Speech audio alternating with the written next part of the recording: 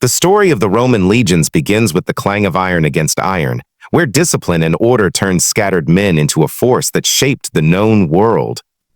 From the early Republic, citizen soldiers stood in rigid formation, shields locked, and spears thrust forward, breaking the will of enemies who dared to resist Rome's march. With every campaign, the legions grew sharper, their drills perfecting a rhythm of war that few could match. They fought not only with courage but with precision, moving like a single body on the battlefield. To face them was to face a wall of steel, relentless and unyielding. In the age of conquest, the legions carried Rome's eagle standards across continents, forging an empire with their blood and steel. And they marched into Gaul, where they broke the tribes under Caesar's command, and into Britain, where their discipline clashed with the wild fury of painted warriors. In the deserts of the East, they battled Parthian arrows, their shields forming protective shells against the storm. Their victories were not just battles won, but statements carved into history. Rome was unstoppable, and its legions were the hammer that built its dominion. But glory came at a cost. Wars stretched the legions thin, demanding men from every corner of the empire. Loyalty once tied to Rome's Senate shifted toward generals who promised wealth and land. Civil wars erupted legion against legion. Brothers in arms turned enemies on the same fields they once conquered together. The blood spilled was no longer for empire, but for power. The eagle standards, once a symbol of unity, became banners of division. Rome's greatest strength began to crack from within, and the discipline that forged its empire was used to tear it apart. Even as internal strife consumed them, the legions still stood as a shield against outside threats. At the empire's borders, they faced waves of barbarian invasions. Germanic tribes tested their lines, and though the legions fought with the same determination that had built Rome, the endless pressure wore them down. No longer filled with citizen soldiers, many were manned by recruits with little loyalty to Rome itself. The legions, once feared for their unbreakable unity, began to falter, their strength diluted by the very empire they had expanded. The fall was not sudden, but a slow unraveling. From the frozen forests of the north to the burning sands of the south, the legions bled for centuries, each defeat cutting deeper into the empire's strength. The once mighty formations that could crush any foe dissolved into fragmented forces, unable to hold back the tide. The empire that had risen on their shields and swords now collapsed around them. The legions, once the invincible fist of Rome, became shadows of their former glory, remembered not for their fall, but for the centuries in which they marched, fought, and conquered in the name of an eternal city. The legions forged Rome's power through discipline, unity, and relentless conquest. In the beginning, Rome was not the mighty empire that history remembers, but a small city surrounded by rivals. Its survival depended on the strength and resolve of its people. Unlike the mercenary armies of other states, Rome built its military from its own citizens, instilling in them a sense of duty that bound their service to the survival of the Republic itself. Each soldier fought not just for wealth or personal gain, but for the preservation and glory of Rome. This sense of obligation gave the Roman legions a foundation of loyalty and unity that no enemy could easily shake. The core of their success was discipline. Roman soldiers were not merely trained to fight, they were conditioned to fight as one. Every movement on the battlefield was drilled until it became instinct. Soldiers marched in step, maintained formation under pressure, and executed complex maneuvers with precision. The phalanx formations of other civilizations were powerful, but they lacked the flexibility of the Roman legion. Rome's manipular system allowed smaller units to adapt, shift, and respond to the fluid chaos of battle. Where other armies might crumble once their lines broke, the Romans could bend without breaking, regrouping to strike again with organized force. Discipline was enforced with iron will, cowardice was punished harshly, and desertion could mean death. At times, commanders used decimation, a brutal practice where every 10th man in a dishonored unit was executed by his comrades. These measures may seem cruel, but they forged soldiers who knew that their greatest strength lay in their cohesion, To abandon one's comrades was not only dishonorable, but a betrayal of Rome itself. This harsh order, combined with relentless training, created an army that could endure hardships other forces could not. They marched long distances under heavy loads, built fortifications in enemy lands, and still fought with ferocity when called upon. Unity was more than battlefield organization. It was a mindset. Soldiers shared in victories and defeats alike. Each legion carried a standard, often topped with the eagle, a sacred symbol of Rome. To lose it was a humiliation worse than death, and to protect it was a matter of pride. The standards gave soldiers a common focus, something greater than themselves. Every man in the ranks knew that his shield protected the soldier beside him, and together they formed a wall no enemy could easily penetrate. The loyalty they shared was not only to their general but to each other, and through that, to Rome itself. The relentless drive of the legions extended far beyond the battlefield. Their campaigns were not short raids but sustained efforts to expand Rome's influence. After victories, they built roads, forts, and settlements, binding conquered lands into the fabric of the empire. Each conquest was not merely a show of strength, but a permanent expansion of Roman order. The legions brought with them the might of Rome's culture, governance, and law, turning foreign lands into provinces of the Republic and later the Empire. Their swords carved the path for Rome's dominance, but their discipline ensured that what they conquered could be held. Fear of the Roman legions spread across the ancient world. Rivals who once challenged them came to respect their might. The disciplined formations of Rome crushed the chaotic charges of tribal warriors, withstood the cunning tactics of skilled generals, and adapted to every new challenge they faced. It was not luck or chance that built Rome's empire, but the tireless training, harsh discipline, and unbreakable unity of its soldiers. For centuries, the legions were the fist of Rome, forging an empire that would stretch across continents. In the end, the power of the legions was not only in their swords, but in their spirit. They embodied the ideals of Rome: strength, endurance, order, and loyalty. Every step they marched, every shield they raised, and every victory they claimed reinforced the greatness of the city they served. The empire may have expanded through conquest, but it was the discipline, unity, and relentless drive of the legions that made Rome a name feared and respected in every corner of the known world. Caesar's campaigns in Gaul and beyond showcased the unmatched strength of Rome's military machine. When Julius Caesar crossed into Gaul in 58 BCE, he was not only confronting tribes who had long resisted Roman expansion, but he was also stepping into a proving ground where the legions would demonstrate their full potential. The Gallic tribes were fierce, skilled in ambushes, and driven by freedom, yet Caesar's disciplined soldiers cut through them with the precision of a sword through cloth. Each campaign became a stage where the strength of Rome's legions was revealed, not as individual fighters, but as an unstoppable war engine. The Gallic Wars tested every element of the legion's design. Caesar faced vast tribal confederations that often outnumbered his men 2-1. Where others might have seen hopeless odds, he saw an opportunity to display Roman superiority. He drilled his soldiers to march with speed, building bridges and fortifications at an astonishing pace, ensuring that Rome's power was never halted by rivers, forests, or walls.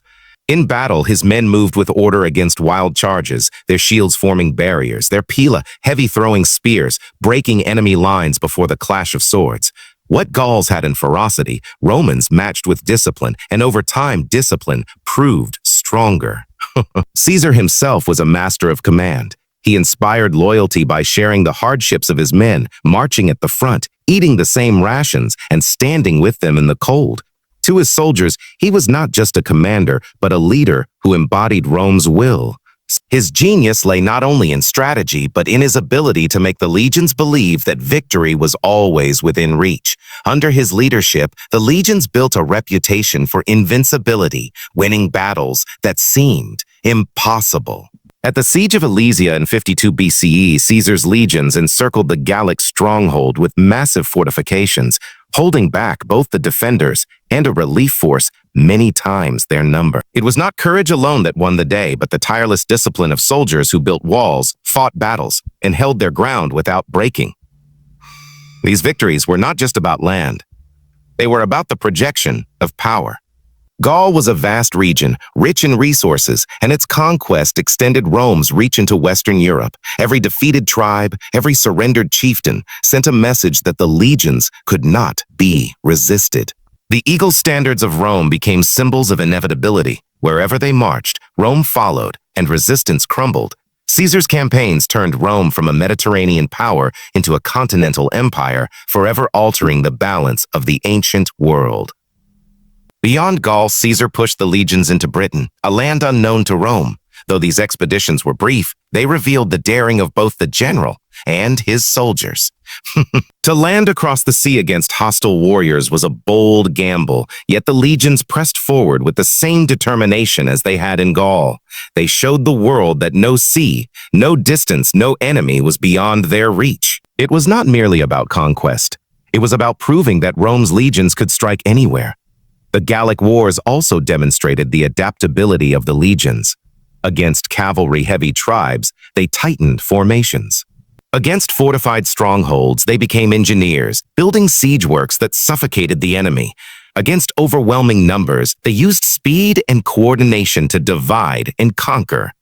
Each new challenge sharpened the legions further, making them not just a fighting force, but a school of war unmatched in history. Caesar's success came at a price, however. The loyalty his soldiers gave him eclipsed their loyalty to the Senate. When the Gallic campaigns ended, Caesar commanded not only the respect of Rome, but also an army that would follow him anywhere.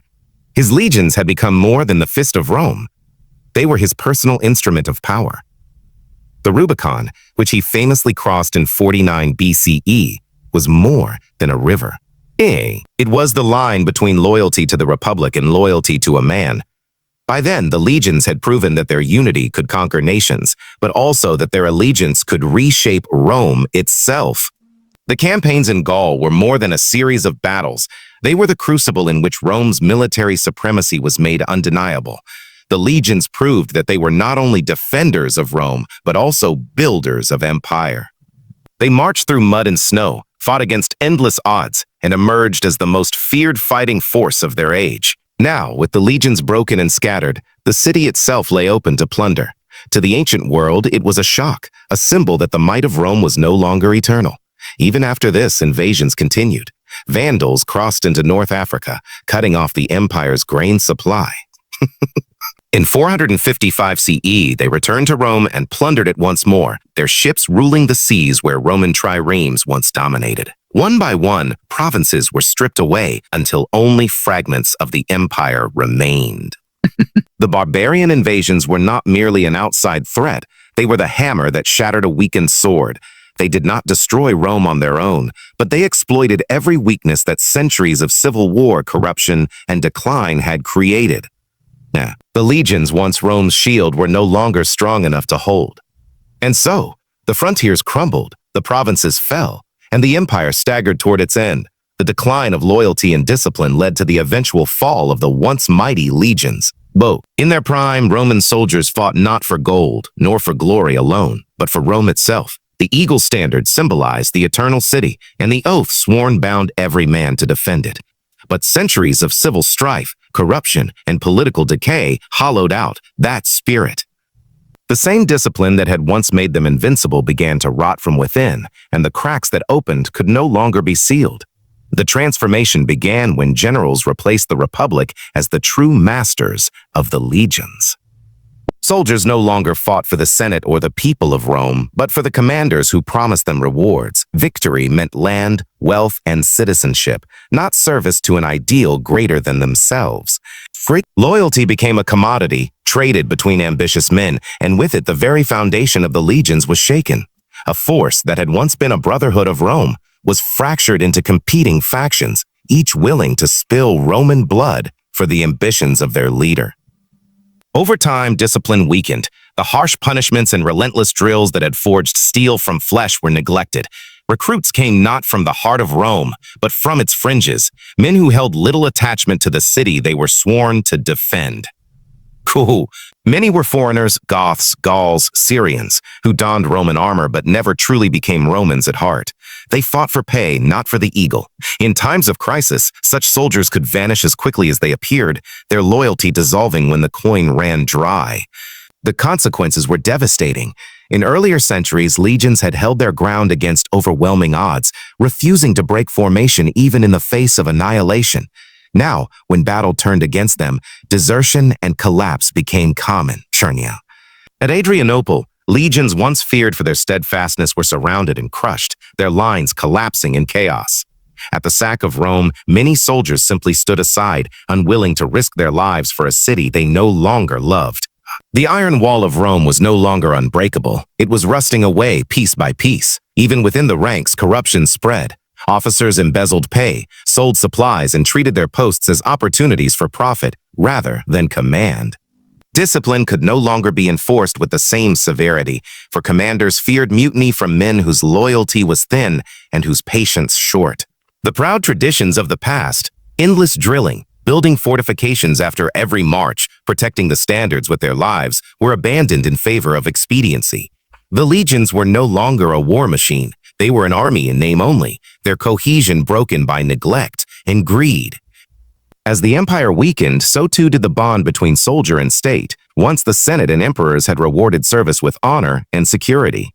Now, emperors rose and fell with alarming speed, slain by the very legions sworn to protect them.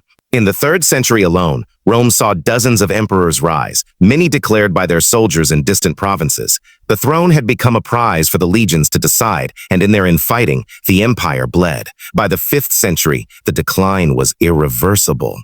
The legions stretched across endless frontiers could no longer hold back the tide of invasions. Their loyalty fractured, their discipline broken. They faltered where their ancestors would have stood firm. When barbarian warbands marched into Italy, there were no legions left strong enough to resist. Rome, once defended by armies that ruled the known world, now had to rely on mercenaries, men who had no stake in the survival of the empire. The fall of the Western Roman Empire in 476 CE was not a sudden collapse, but the final breath of a body long decayed. The legions, once the very soul of Rome's power, had lost the discipline that had forged them, the unity that had bound them, and the loyalty that had carried them to glory. Their decline mirrored that of the empire itself, an erosion of strength, a surrender of purpose, and finally, a quiet death. What remained was memory. The world remembered not the crumbling legions of the end, but the iron ranks of their prime, the soldiers who had marched in unison across continents, building an empire with their swords. Their fall was tragic, but their legacy endured. For centuries, the very word a legion would evoke images of order, discipline, and conquest. They had risen as the guardians of Rome. And though they fell with it, their story remained a monument to the heights and the fragility of human power. The story of the Roman legions is one of triumph and tragedy, of power built through discipline and lost through decay. They rose from citizen soldiers defending a small city to the most feared force of the ancient world, carving an empire with their iron will. Under commanders like Caesar, they proved unstoppable, yet civil wars revealed the danger of their divided loyalties, turning their swords against Rome itself. When the barbarian tide pressed against the frontiers, the legions no longer stood as the unbreakable shield they once were. Loyalty faded, discipline withered, and the armies that had carried Rome to greatness became too weak to save it. Their fall mirrored the empire's own decline, yet their legacy outlived the ruins of Rome, remembered in history as the embodiment of order, strength, and conquest.